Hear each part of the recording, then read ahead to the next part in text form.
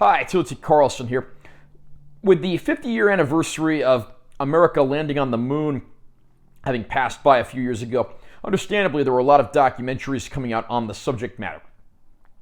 One such documentary that came out in the year 2019 was Apollo 11.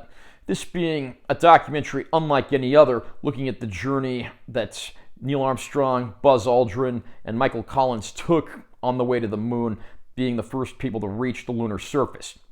This documentary is not like any other documentary I've ever seen because it takes a completely different approach, but one that I quickly learned worked surprisingly well. There is no narration in this documentary. There are no new interviews in this documentary.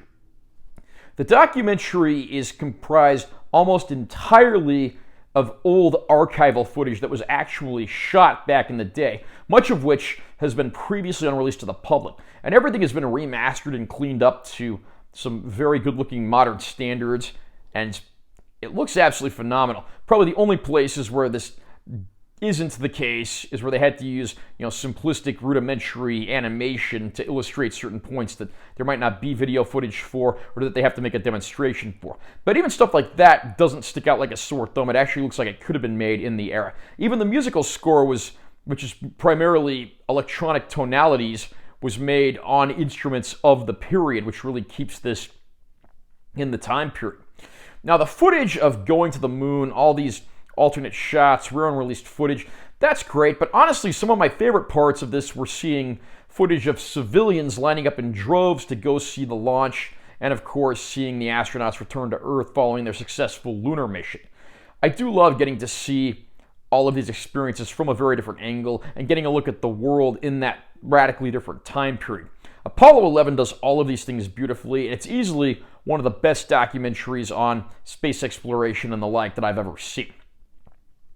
Like I said, the picture quality on all this footage was cleaned up really well. Everything looks absolutely gorgeous.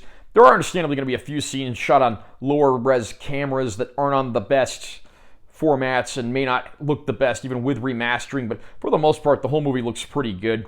Sadly, the supplement features are a little on the slim side. There's just a brief 3-minute documentary on the making of the film, and then there's a trailer for the film.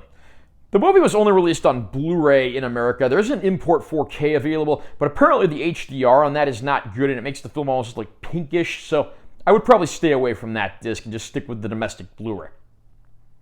I can highly recommend this movie for any fan of space travel, history, or anything in between.